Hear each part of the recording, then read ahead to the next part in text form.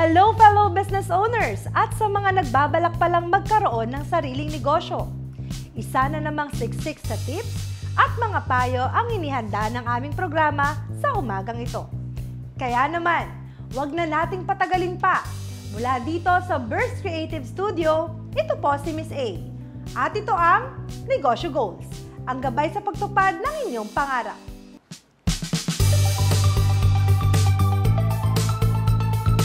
Sa pagnenegosyo, hindi mahalaga kung ilang beses kang nalugi o nagkamali ng desisyon. Ang importante ay kung ilang beses kang sumubok at hindi sumuko. Katulad na lamang ng ating panauhin na isang business owner. Tara, panoorin natin. I can feel it.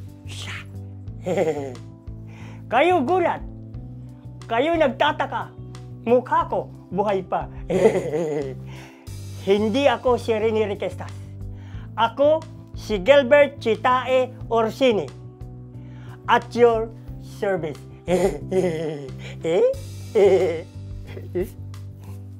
Nagsimula po yan dun sa ako ay stuntman. Tapos yung mga kasamahan ko sa stuntman, sabi nila, hala, kamukha niya si Rene Requestas. Ayun.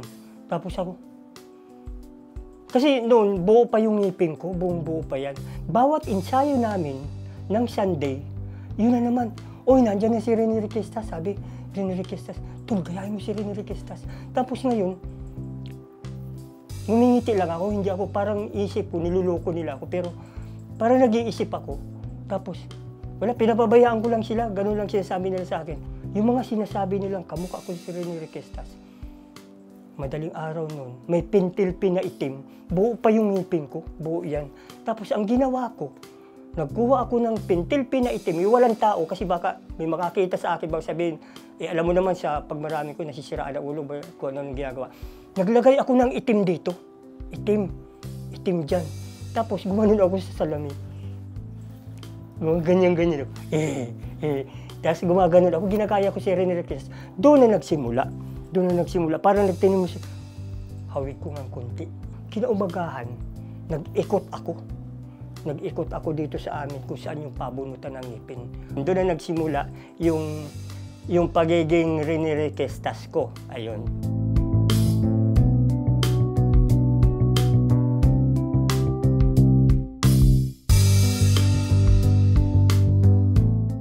Nagsimula ito doon sa nag-extra ko sa idol ko si Cap. Tapos may kaibigan akong unano na nakilala. Tumira dito sa bahay. Sinama-sama ko sa pagtatalent. Sinasama-sama ko yan sa idol ko si Cap. Tapos ngayon mayroong isang programa na gagawin yung GMA7 na kailangan ng mga unano. Ayun. Tapos sabi nila, "Huy Gilbert, may gagawing Encantadia. Baka kailanganin yung mga unano sa'yo." Ayun, dumami na yung unano, dito na nagsimula yun. Tapos sa isip ko, Orsini yung apelyido ko, Talent Center. Tapos ako, magandang pangalan yun. Doon na po nagsimula yun, yung Orsini Talent Center. Sa ngayon po, dati, ang hawak ko lang po mga midgets, mga unano, ayan, novelty, ayan. Ngayon po, hinaluan ko na siya ng mga character, na iniinsayo po namin yung pinapractice acting workshop, tapos stuntman, nagdagdag na rin po ako ng mga stuntman at mga goons character. Yan po yung dinadagdag ko ngayon. Ang may papayo ko lang po sa kanila, sa katulad ko, ay kung nalugmok man po sila, ay tuloy-tuloy lang po sila, wag po silang susuko. Unang-una po, wag pong kalilimutan ang Diyos, dahil yan po ang unang-una pong maggagabay sa atin at tutulong sa atin. At saka yung may gusto pong pumasok sa Orsini Talent Center, ito na po yung pagkakataon nyo. Free lang po itong Orsini Talent Center. Nag-take note ba kayo sa mga payo ng ating mga panauhin? Dahil maaari nyo rin itong i-apply sa ating mga buhay. Huwag kayong aalis dahil magbabalik pa ang Negosyo Goals.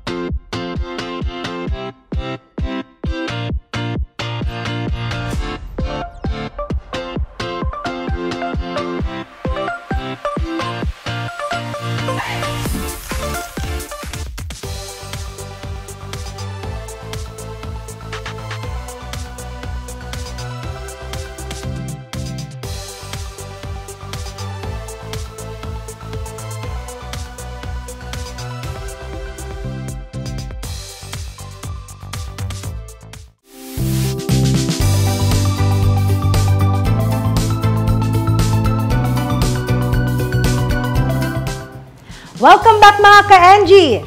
This time, kumustahin naman natin ang Tarlac Adventure ng ating ka-NG Benji kasama ang Jorge siblings ng Purple Hearts. Maraming salamat, Misay! At andito tayo ngayon. Misay! Ayun, pababa. Misay! Andito tayo ngayon sa Crisel Farmland dito sa San Jose, Tarlac. At kasama ko ngayon ang magagandang magkapatid, Crisel and Mika. Kamusta? How are you? Good. Okay, that's it. Pero hindi.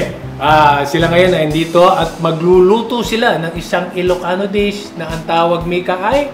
Bulang lang. Bulang lang. For short, flour. Tama? Bulaklak. Hindi, bulaklak yun. Anyway, sige, simulan na natin. Tutulungan ko kayo. Tanggalin natin to. And then, what's next? Ang unang ingredient po para sa bulang lang ay ang mantika. Mantika. Okay? How many? Yes, that's enough. I haven't cooked. Okay. This is your first time to cook? I don't know. Yeah, dito, this is my first time to watch. Ang next ingredient naman po ay ang sibuyas. Sibuyas. Okay. Ang bawang. Bawang. Okay, sunod natin ay? Ang sunod na ingredient ay pork. Yan. Teka, tatalsik yan. Tatalsik yan. Ayun, dito ka lang. Okay. That's gonna taste yummy. Smells good. I wonder what it would Okay, taste what's your like. favorite vegetable? Malunggay. Malunggay. This is malunggay. And also okra Okra. That's okra. and string beans. String beans. Okay. Sitaw in Tagalog. Oh. My favorite is sigarilyas. Oh. You know sigarilyas? In English, siga means bully. Okay, next. Okay, Mika. Ikaw naman. Ano ang paborito mong gulay? Ang paborito ko pong gulay ay munggo po.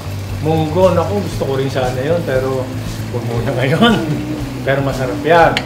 O, yan. So, medyo luto na yung ating pork. Ano naman ang susunod looks nating... yummy. What's next? Do you know what's next? Ang susunod po na ingredient ay ang bagoong. Bagoong. Ayan na. Okay. Sarap nung amoy, ano, pag ginisa yung bagoong. Tapos nauna yung pork. So parang yung binagoongan. So ngayon, ano ang next mo? Ang susunod naman po ay ang squash.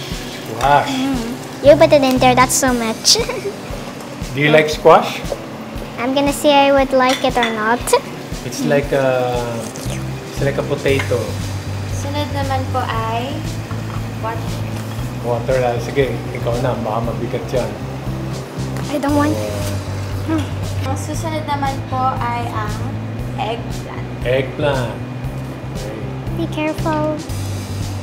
So ang tawag ulit dito ay bulang lang. Ang sunod naman po ay okra. Yung okra. Yay! So yung okra hindi na inihiwa. Ganun talaga Put it in, pag-serve ng put it in, okra. put it in. Actually, Yay! natutunaw na yan. Put it. Do you really like okra? Yes! Oo nga, yes nga. Inulit ko pa yan. You can see me jumping right now. I know. So ikaw naman, Mika, aside dito sa gulay, ano yung paborito mong pagkain? Na usually niluluto rito sa bahay. Yung madalas po kasing niluluto sa bahay po namin ay sisig po. Sisig! Ako, sarap din nun. Lalagyan ng kalamansi, saka sauce ng konti. At hot sauce, tama? Wow, saka mainit na kanin. So, isunod naman po natin ang sitaw. Sitaw. Or string beans. Am I right? Yes. Actually, yung itsura niya, no, parang ano na rin, parang pakbet na rin, ano? Yung bulang lang. Sunod naman po natin ang ampalaya. Ampalaya.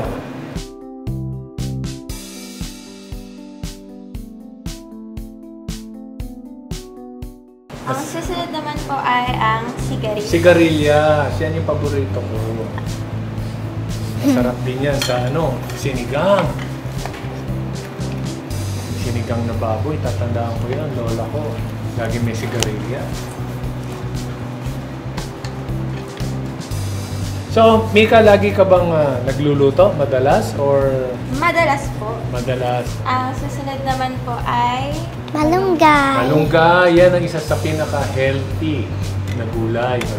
One of my favorites. Yan. You like malunggay, right? Yes. Sarap yan sa tinola. Of course, hindi pa kukumpleto tinola kapag wala yan. Okay, so ngayon naman, tatakpan natin. So kailangan kasi maluto ng buo. At ngayon po, hayaan po muna natin kumulo at mamaya naman po ay lalagay po natin yung panlasa. Ayun, siyempre kailangan maluto muna lahat to. Tanong ko naman, Mika, ano ba yung naitutulong ng vegetable sa atin? Kuya Benji, marami pong naitutulong yung gulay. Lalo na sa mga bata, sa pangangatawan nila. Maraming nutrients na naibibigay nito na pampalakas ng resistensya para hindi po tayo agad magkasakit. Chriselle, how can you convince people who don't eat vegetables? I really love eating all of my vegetables. It's good for your health and also I hope other kids will love vegetables as well. But you have to try some vegetables. It might be yummy for you.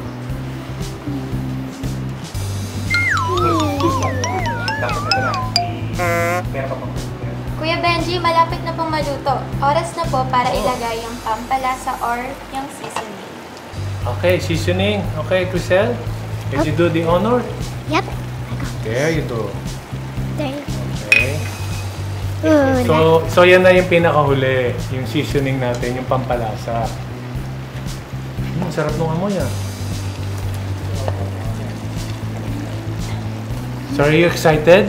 yes. Okay, I can tell. Ayan, luto na. So pwede ko nang tikman ha. Tingnan ko nga kung totoo yung sinasabi ni Mika and Chriselle na masarap yung kanilang mga luto. Okay? Unahin natin to. Masarap ko nga magluto. So anyway, thank you Mika. Thank you Chriselle for helping me cook the vegetables. It's so yummy. You wanna taste? Yes. Mamaya na. Okay. So anyway, Miss A, magbabalik kami sa'yo. Ubusin ko lang to, ha? O mukhang nakapag-adjust ka na dyan ah. Sige lang, ituloy mo lang yan. Mga ka-NG, magbabalik po ang Negosyo Goals.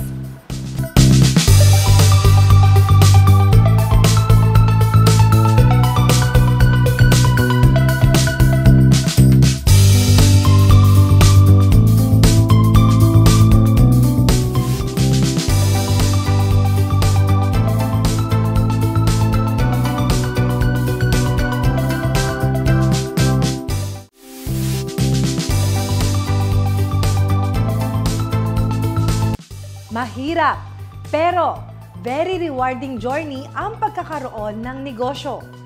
Yan ang nararamdaman ngayon ng ating panauhin. Ang kanyang kwento, panoorin natin.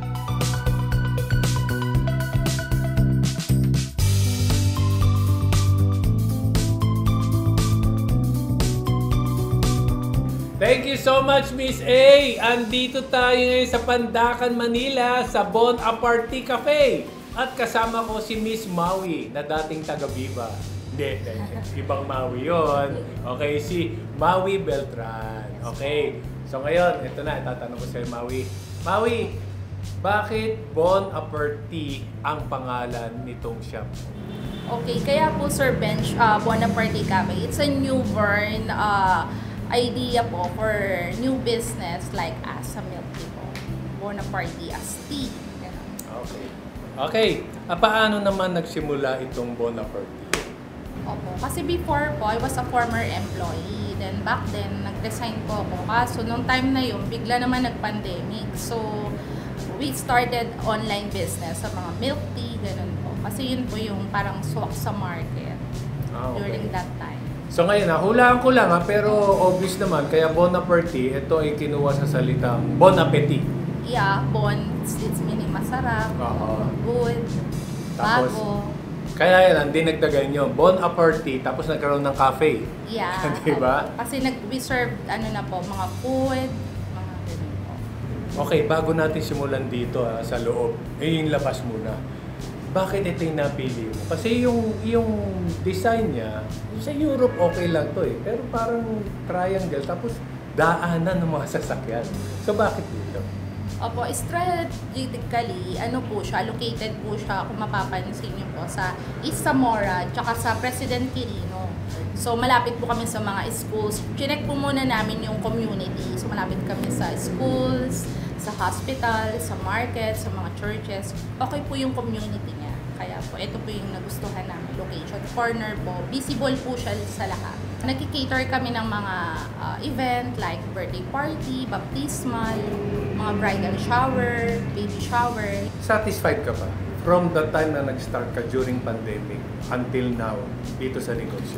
Yes, of course. Kasi hindi lang naman kasi yung sa, like what I've said sa sales, ganun. Gusto lang namin makatulong sa mga ibang small business entrepreneur na ma-inspired sa amin na hindi hadlang ang pandemic, hindi hadlang ang kahirapan. As long na kailangan mong simulan, parang gano'n. We create, provide, aspire, and motivate other people.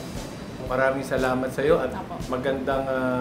magandang testimony ka sa lahat, lalo na yung gustong magtayo ng business, ano? Talagang lakas lang ng loob. Baka gusto mong invite yung ating mga kababayan na gustong pumunta rito. To all our viewers here at GTV, Negotiable, at sa mga nakapalo sa aming Facebook page, we're invited everyone to come and visit us here at Bonaparte Cafe. We are located at 2111 East Zamora Street, corner President Quirino Avenue, Pandacan, Manila. And you can contact us at 0906-058-8900 for table reservation and event.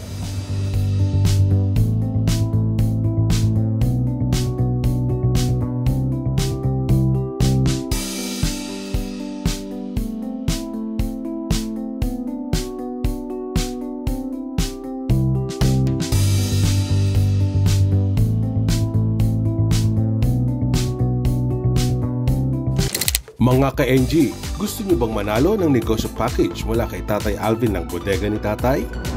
Napakadali lang namang manalo. Una, dapat naka-like and follow kayo sa social media account ng Negosyo Goals. Pangalawa, sagutin lang ang tanong na anong episode binisita ni Ka-NG Benji ang Bodega ni Tatay. Pangatlo, i-PM ang inyong sagot sa aming FB Messenger account kalakip ang inyong larawan na nanonood ng ating programa.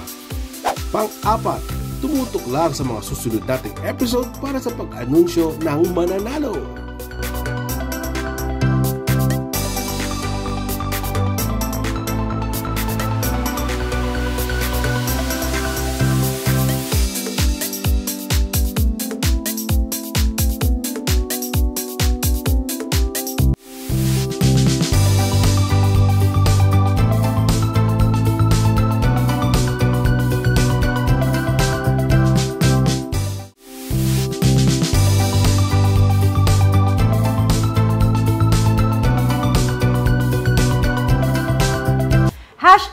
Pwede pala ng Global Dominion Financing Incorporated.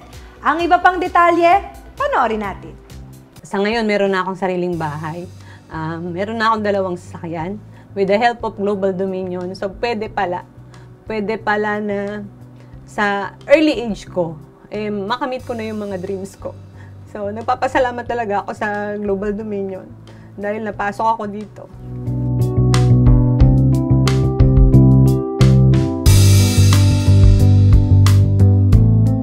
At an early age, ayan, nagkaroon ako ng maaga, no, na responsibility sa buhay. So, yun din talaga yung naging paraan para mag-strive pa ako na to work harder. Siyempre, kailangan mabigyan ko ng magandang future yung aking pamilya. Akala ko hindi ako makakagraduate. Ay, hindi na ako makapag-work. Pero yun nga, since dedicated talaga ako and committed na makapagtapos ng pag-aaral, so, yun. Actually, ito yung first job ko. Kaya sobrang thankful talaga ako kasi nga, first job. And then, yun, maganda pa yung napuntahan ko. Napakabait ng management. And talagang maraming matututunan dito sa Global Dominion. Hindi lang yung personality mo, yung i-build nila. Pati yung sa professional goals mo talagang pipilitin nila na ma-achieve mo yun. nag-start talaga yan, no? Kasi meron ditong officer or one of the leaders of Global Dominion introduced to me the financial literacy. So, siya talaga yung nagturo sa akin kung paano mag-invest and kung paano makapag-save. So, actually, dati medyo, since associate level pa lang ako, yung salary hindi pa ganun kalaki. Pero ang ginagawa ko talaga, 20% ng savings ko, yun yung talagang tinatabi ko and iniipon ko, and then yung iba naman, ini-invest ko nga. So, nung time na dumating na kailangan ko nang magkaroon ng sariling bahay dahil lumalaki na yung pamilya ko, yun yung kinuha ko sa kanya, yung investment. And ayun nga, nakapagpatayo ako ng bahay.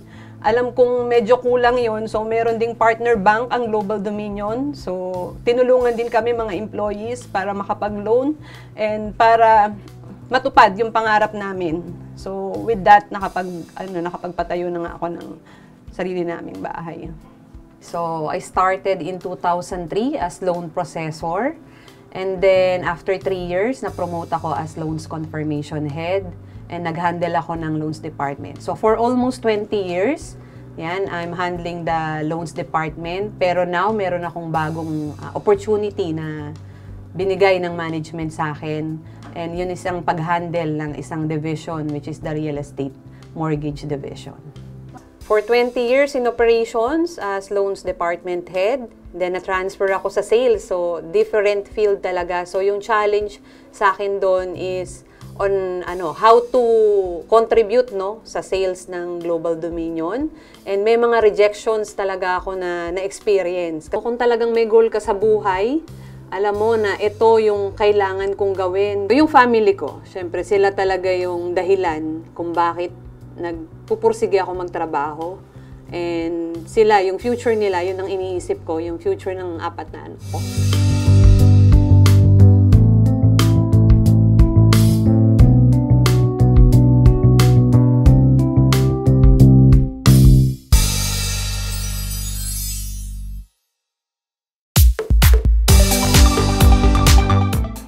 Everyone, my name is Crizel. Once again, I'm gonna tell you all about my collection. Yay! So first up is BTS collection.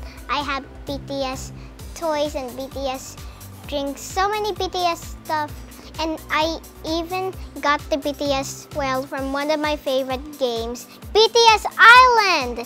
This is one of my favorite BTS games in the whole entire world. I'm gonna download it again. Yay! So especially my favorite BTS member is Jimmy. He is so good at dancing. I love it. I love to dance. Even though everybody's good at dancing in the group, okay. I have BT21 as well. So BT21 is actually BTS as well. So the BT21 numbers is Jimmy, Tata, Van, and I don't remember the rest. The next collection is my dresses and clothes. So especially I have lots of dresses because I love dresses so much. It's one of my favorite things. So my favorite outfit is definitely the white hoodie, what I usually love wearing so much. It has a little dog in it. It has black spots. I love it so much. It's so cute. And also my second favorite is my flower dress. It's very cute. And also it's purple, and I even wear it for my Valentine's Day dinner. And the next one is my mermaid collection. I usually have so much mermaid stuff because I love mermaids so much. I usually have like a Rockstar mermaid, an Ariel, and a Barbie mermaid. All kinds of mermaids, I said. Next one is my unicorn one.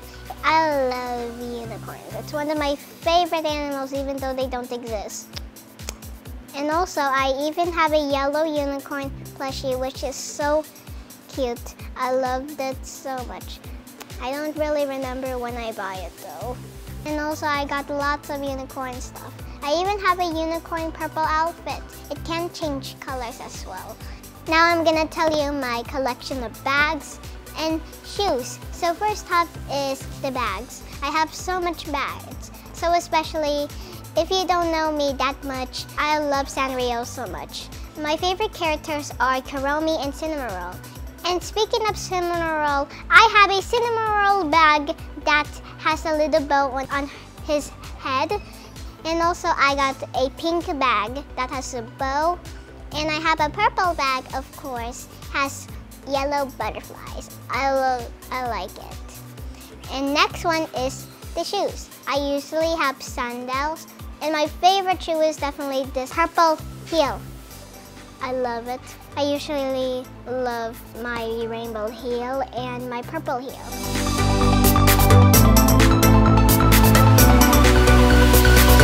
And that's all of my collections today.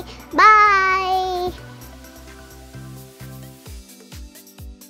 Combination of passion, hard work, dedication, and planning. Dapat meron ka ng lahat ng ito bago simulan ang isang negosyo, para sigurado ang paglago nito. Mga ka-NG, magkita-kita po tayong muli sa susunod na linggo, alas 6:30 ng umaga, dito pa rin sa GTV. Ito ang Negosyo Goals, ang gabay sa pagtupad ng iyong pangarap.